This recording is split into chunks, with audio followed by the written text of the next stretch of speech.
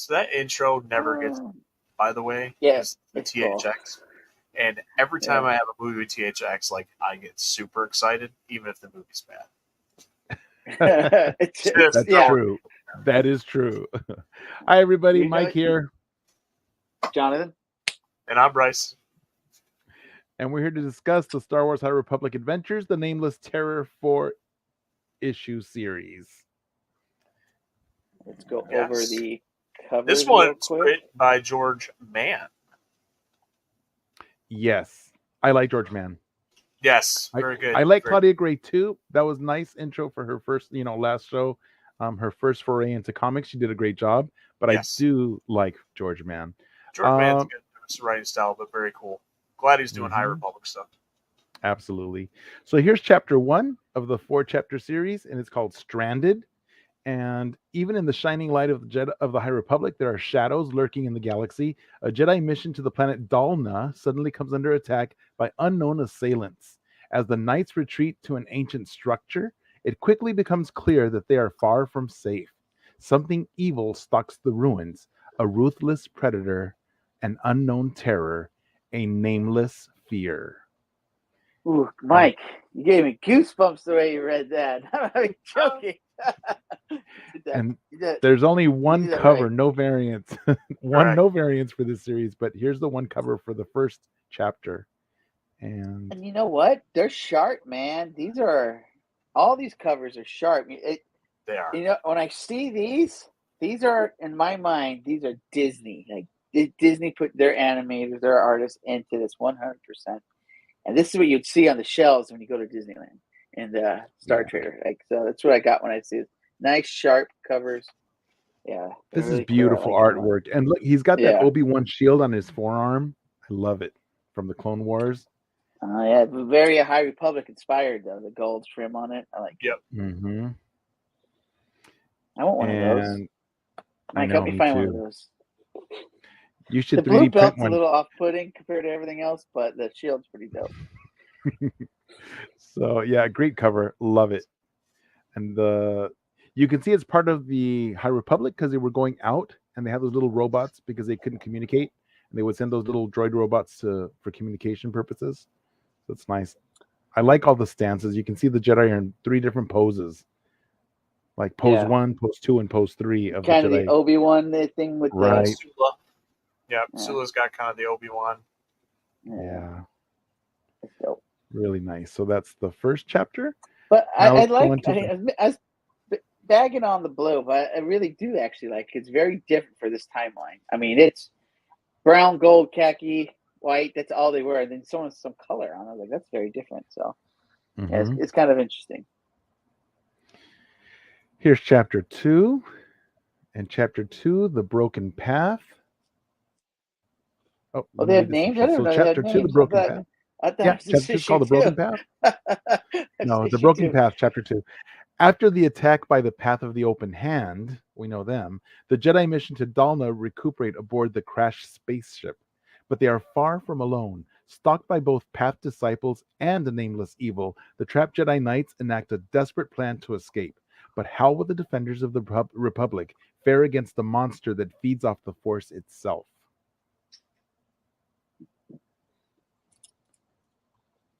Another sharp cover. Really shows the fear. I mean, they're both scared. Yeah, and you see the shadow of the nameless terror too. Yeah, so that's when they first see it. Shadow of the Drin gear to me. That's what I see when I see it. But yeah, I know it's not the Drin gear, but remember, they see whatever they fear most, so they don't actually see the creature itself. It makes them see whatever they fear the most. So they might be seeing 2 different things. It's pretty terrifying, actually. And it's a real monster, on top of that. It does eat regular people, not just Force sensitives. Yep. So, going on to chapter 3, The Nameless Terror. In a desperate bid to escape the Nameless, the Jedi Pathfinders form an unlikely alliance with the Disciples of the Path, and the 2 groups venture down into the depths of the ruined spaceship. As they descend down towards the engines, old tensions begin to flare. And the Jedi discover they have more than a single monster to fear in the darkness. So, and this is a non-force sensitive. He's the ship pilot, right? Of the Pathfinder team. Yep, he's one of the Pathfinder. And the Pathfinder droid. So yeah. I can't remember, was it EV5? EV5? Yes. Is that his name? Mm-hmm. EV5, and I think his name is Paka. Paco. Paka. Pako. Mm-hmm. So, and he's fearful too.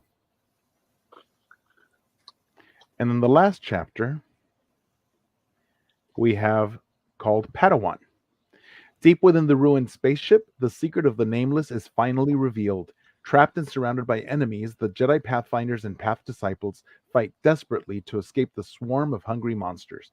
New alliances are tested, and in order for our heroes to escape, some will make the ultimate sacrifice. And here we see a Jedi fighting to the death, of course, because we have those evil eggs hatching. Evil eggs hatching. Mm-hmm. They're Sith eggs. They did mention something about Sith, how the Sith might have bred from the ancient stories that, or the the legends Really? that they I told. didn't catch Yeah. that. Yeah. Well, Remember? you guys noticed that when we go back to the, when we reviewed Quest of the Jedi, that the Echo Stone was purple, and all of these eggs are purple as well. And we know purple can be both light and dark. Right, red and blue blended, yes. And also these are. We also saw the egg way at the beginning when the mother got it from Sunshine Dobbs, and these originally came from Planet X, right? But that was a book, right? That wasn't a comic. It was a book. A book, yeah. Yeah, so you don't actually see the egg, but yeah, that's right. No, but it is purple, and she has it in her lap. Yeah. Well, I just remember reading, but I feel like I did see it because I visualized it. So she had it in the first book, right? Yes. At the seat, she had it.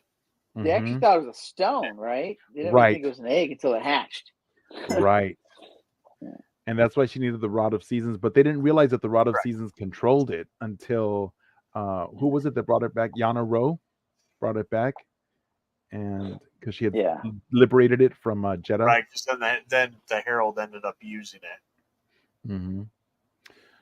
So cool. What's your favorite cover? My favorite cover? I'll flip through them real quick. So there's 4, 3, 2, and 1. I'm gonna say 1. Yeah, 1 for me. I like the first one too. What first really struck me when I look at this is that a young Han Solo holding a lightsaber? Like that was my first thing. Like it very much. I'm trying to think. Almost like the hyperspace stories, how they do those lighthearted stories with Dark Horse now. It kind of reminded me of that version of Han Solo. So that's kind of what reminded me. Obviously, Sula there reminds me so much of Lula in yes, Phase 1. Lula Telesola, a lot. Yes. Yeah. It's funny because I see this and I see Anakin Skywalker. Yeah, you could go that way too. I guess the hairstyle with the way that the hair wavy kind of reminded me of an animated Han Solo. To me too, it looks more like Han. But I also like the way that you can tell he's young because look at his stance is not as stable. His knees are kind of both bent to the side. It's not a very stable way to stand like the other Jedi are standing very firm and strong. And he's still a Padawan. He's got that braid flailing and his legs are not in a very strong position. So I like that. It shows his Rock, who's also on the cover, is his master. Right. And I believe Sula No. is a Padawan as well. Sula is his Sula is? master. Rock Okay. lost his Padawan. They just That's rescued Rock, remember? Because his That's right. Padawan was That's killed right. on that planet. Oh my gosh, I forgot the planet. He mentions it, but in the novel, he got rescued because his Padawan got killed on that planet. Yeah, you're right. Yeah, I know but which one. Rock does become his master after the great sacrifice. Yes. Yeah, and the way that this series begins is Ty Yorick. This is after the the All right, so Republic yeah, Fair. let's discuss this timeline because we have debated before the show, and it was not ended.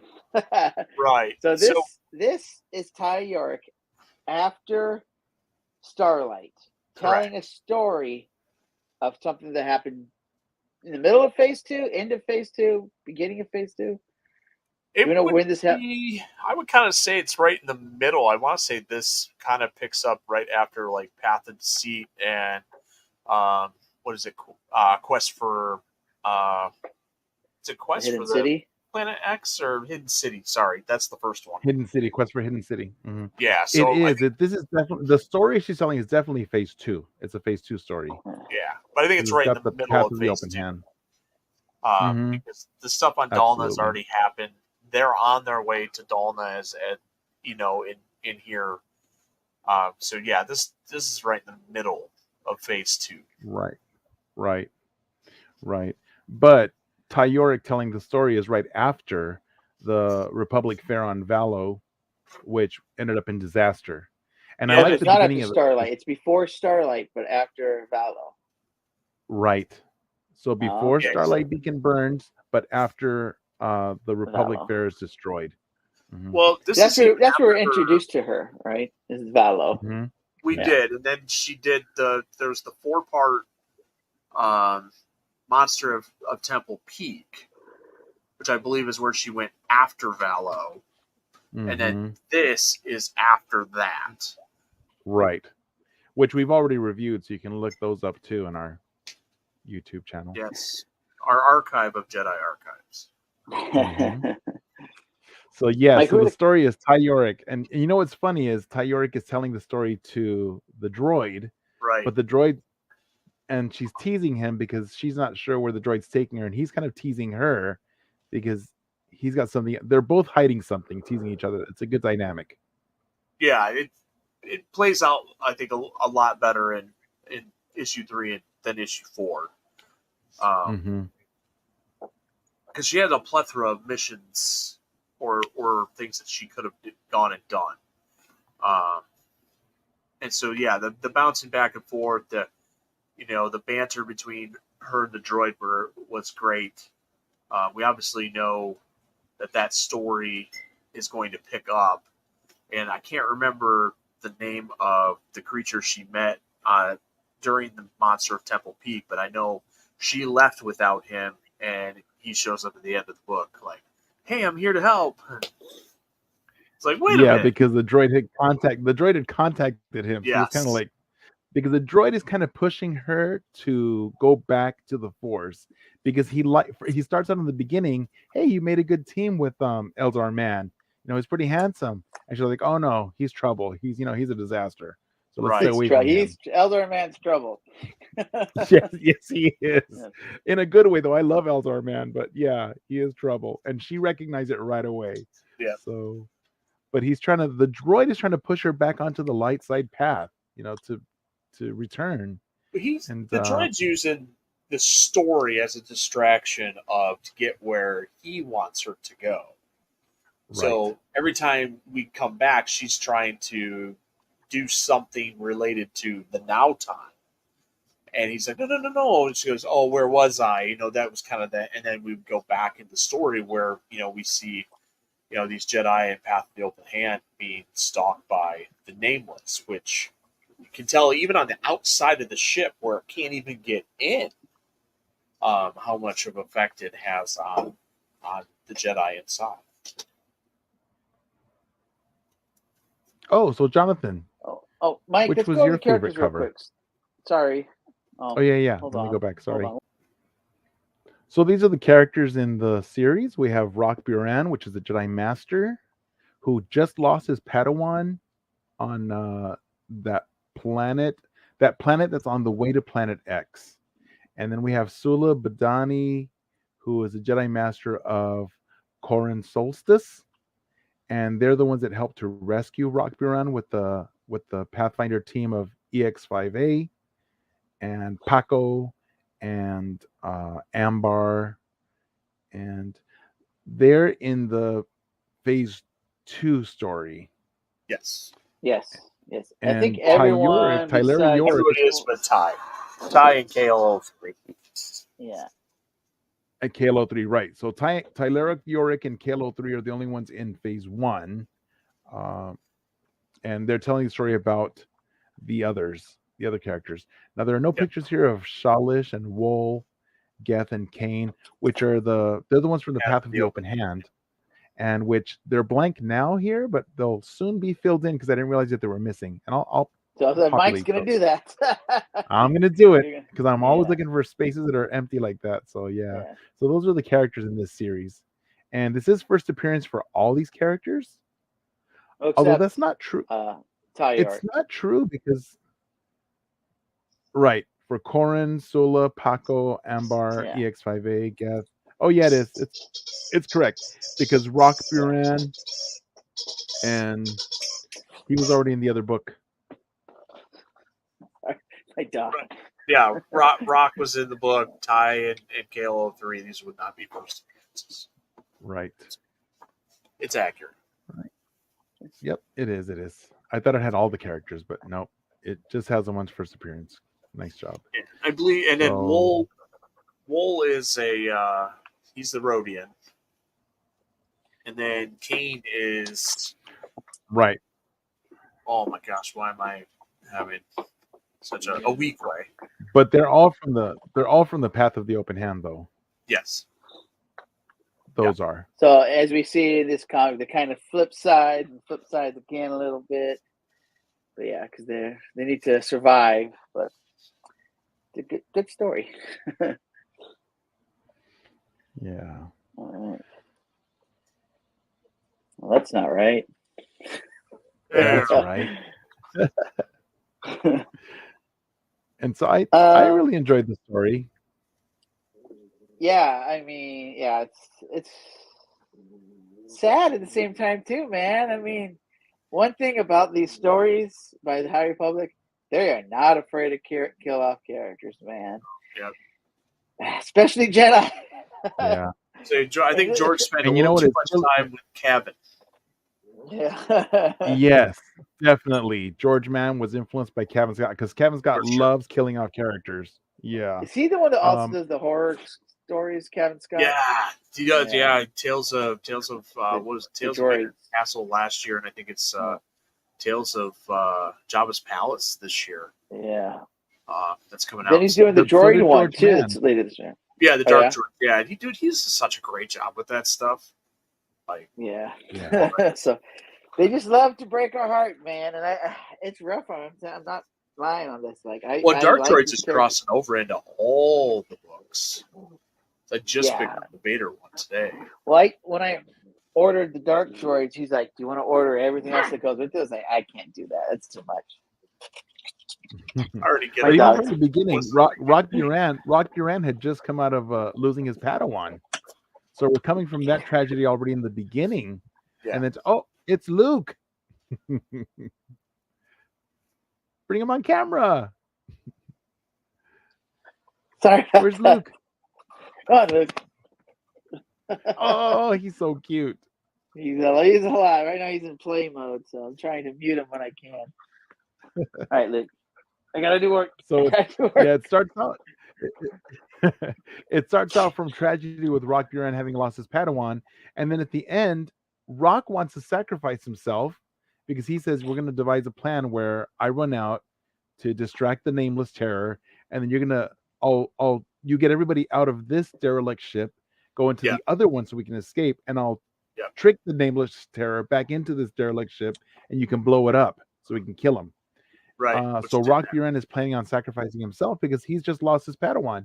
And then Korn is like, wait a minute, you can't do that. You have to be with us. Like, trust me, I'll be okay. But when he goes out, the Nameless Terror had tricked them, and he actually went into where everybody was inside the derelict ship. And so the ones that have to fight him are Sula Badani.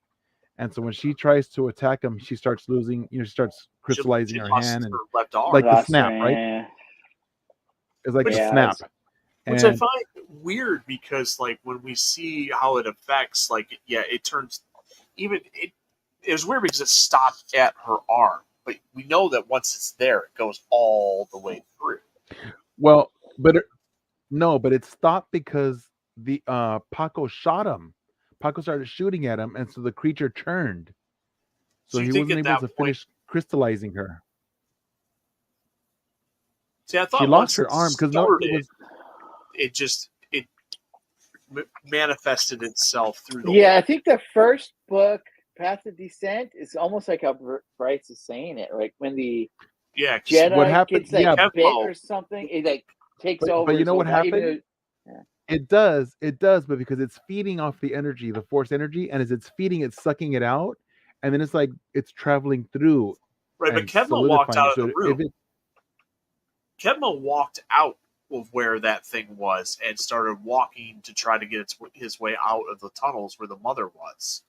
And as Kevmo was going, it was still taking over. But the Nameless wasn't near him. That's why the only thing that kind of threw me off here is it completely stopped. Now maybe it's because it was being shot and it didn't have concentration, so it completely broke its connection. Because in this one, it's the only thing I can think. But Kevmo, when Kevmo, I think it just stopped feeding though. I think it's because it stopped feeding.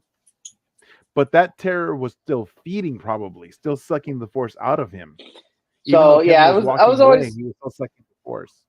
Yeah, I was always iffy on if is it feeding it's still or is it like a snake bite and it just travels through the body. Yeah. So it sounds like it might be more feeding. I think it's like sucking it out. I think it's like sucking it out, like absorbing it, sucking out like smoke. And then this one, because when it shot, it stopped, and then the crystallization stopped, and she just lost her arm. That's got to be honestly. Well, I guess I cannot remember, but there's been other Jedi that had encounters with them that didn't die but passed out. I think in Starlight, wasn't there some like Surrett and Tarek? Yeah, remember Surrett and Tarek? Yeah. And one of them wasn't even. One of them got partially. The connection, they both ended up. So it's like a vacuum. Mm-hmm. So as long as it stays sucking on you. So as long as it stays sucking, it'll suck it all out. But once it stops sucking, the Force.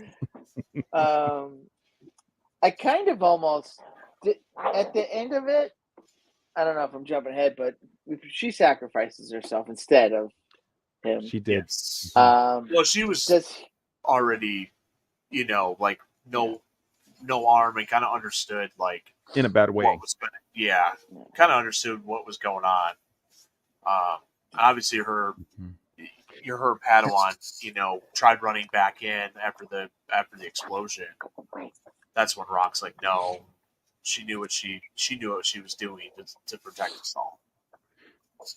And remember, when she was dying from the Nameless Terror and Paco shot at it and distracted him, that's when it stopped. And she went to go get Paco and he was dead. And she says, this is going to count. This is going to mean something. She said, I'll make sure this counts. And so when she goes back to sacrifice herself, it's like Paco was paying it forward. He died for her, so she had to die for everybody else. And so that was the Jedi way. Remember, at the end, it wasn't just one of them. There were two of them. And there were all the eggs. They were hatching. And they were starting to hatch, Because they don't show the other... Oh, yeah. Master Zenith was telling them, I feel lots of them. We've got to get out of here because they all started to hatch. And Master Zenith, even though she was injured, could feel there's going to be more. Yes. So I do have a little bone to pick with this. Pretty much this is, they said middle of phase 2, which is 150 years before phase 1, correct? Correct. Around there? Mm-hmm. They have encounters with the Nameless and they survive.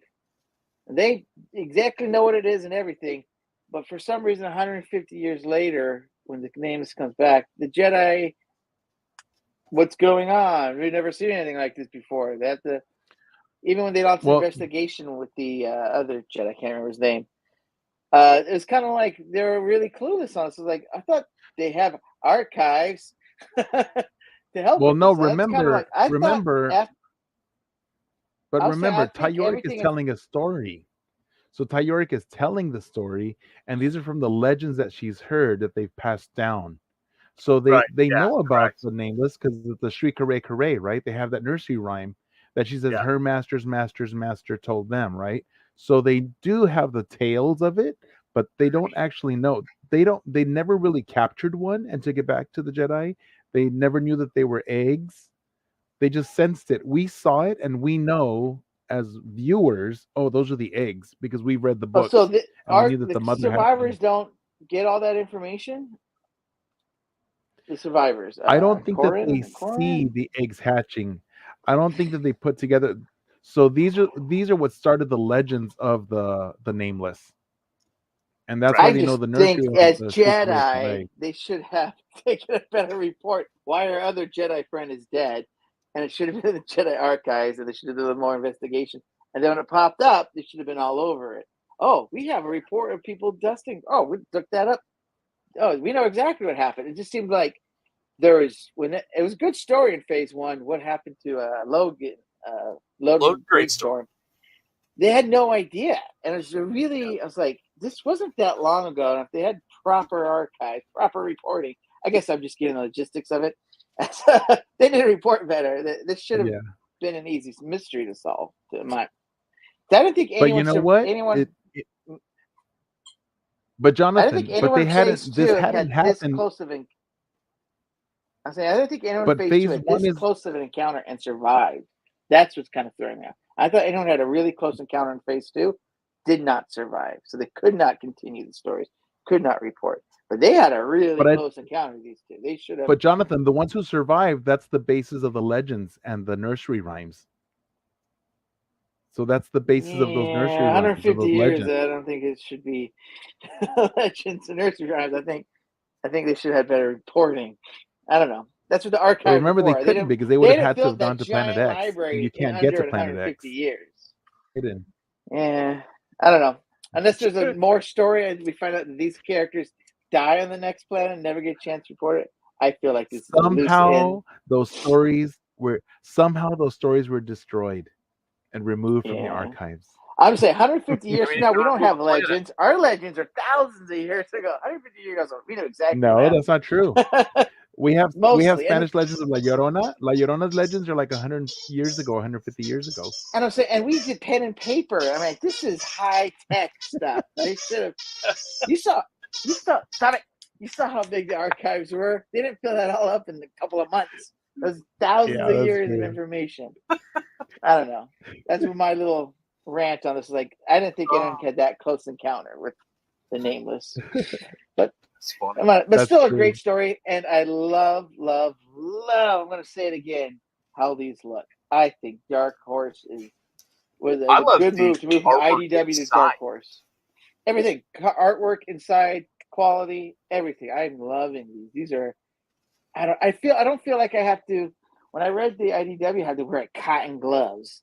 I feel like they're going to leak onto my hands, but like, these are really And great quality. I love the these. Marvel ones are like the same. Like these books, like very.